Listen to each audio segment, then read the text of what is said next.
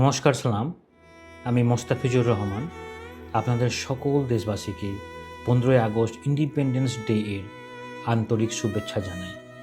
15ই August 1947 সালে ভারত স্বাধীন হয়েছিল, কিন্তু ফ্রিডম শুধু বিদেশি শাসন থেকে মুক্তির নাম নয়, এটি জনগণের সেই অধিকার যার মাধ্যমে আমরা আমাদের দেশের গভর্নমেন্ট এবং তার ফিউচারের ডাইরেকশন নির্ধারণ করি।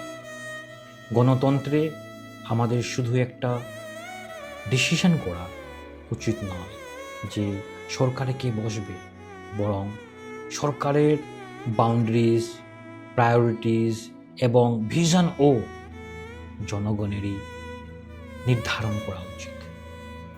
আমাদের আরও ভালো এডুকেশন, আরও ভালো এমপ্লয়মেন্ট, আরও ভালো হেলথ কেয়ার, আরও ভালো ডেভেলপমেন্ট এবং আরও ভালো জাস্টিসের দাবি জানাতে হবে এবং সরকারের কাছে সরকারের কাজের জন্য তাকে অ্যাকাউন্টেবল করতে হবে। গভর্নমেন্ট জনগণের দ্বারা নির্বাচিত হয়, তাই গভর্নমেন্টকে জনগণের কাছে অ্যাকাউন্টেবল থাকতে হবে। এই ইন্ডিপেন্ডেন্স ডেতে আসুন আমরা শপথ নিই, সঠিক লিডারশিপ বেছে নেব, ফেয়ারলেস হয়ে প্রশ্ন করব এবং সবসময় মনে রাখব ডেমোক্রেসিতে আলটিমেট পাওয়ার জনগণের হাতেই থাকে। জয় হিন্দ, বন্দে মাতরম।